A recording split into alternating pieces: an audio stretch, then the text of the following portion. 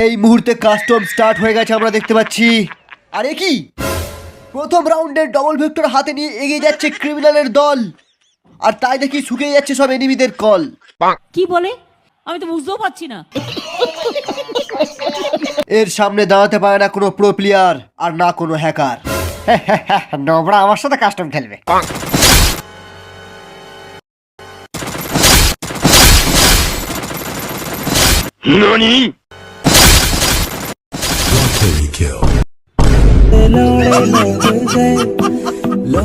অন্যদিকে চাচার গাড়ি নিয়ে এগিয়ে যাচ্ছে আমাদের ভল্লাল, যদিও এ ছিঁড়তে পারে না কারোর একটাও বাল।